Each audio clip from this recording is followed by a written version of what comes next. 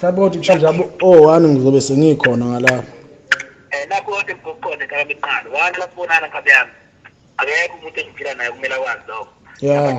Nawe ekhaya yami ngisho umphathi akumele akwazi ngoba abaphathi bethu babebe bad kulezi zinto lezi zethu yabona. Yeah. Umphathi uthi uphuma ubheka le abele bheka le kanti ekhohle ukuthi wena umuntu ofumbathiswe lento futhi into izwa ukuthi yenze yona ezokwenza ukuthi uhleze uhlale usempizweni sematheni.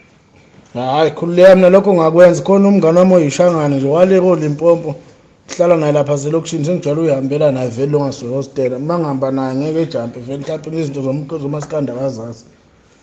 Nakabayi mina ebandleni lami ngathatha lo mfana wazamshomo ngoba kuyindoda kakhulu ke lo ngamshomo kuphela hayi unye ke hayi akungicabanga ukuthi ukona umuntu wathi wakuyazi bese sibonke yenze kanjani ukuze laba boqala noma ukuthi khona umlilo usuhlayo ngibe nendlela ngabe ukuhlangana.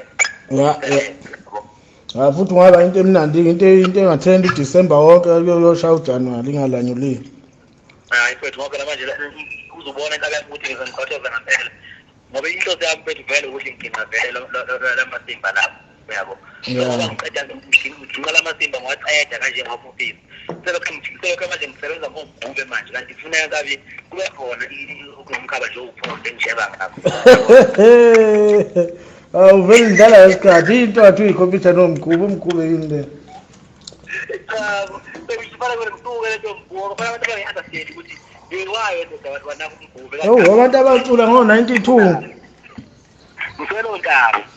Hayi bacula kudala kakhulu labo bantu laba abantu ababili nabanye sebaze bakhushula sebashona. Hayi badala kakhulu labo bantu. Hayi. Okay. Akufika phela ngizofumana lapho komgcibelo nami mawuthi ngiyile mhlawumbe matokweni. Hayi sekhona nani kabi. Hayi kulungile mkhulu. Okay. Sure.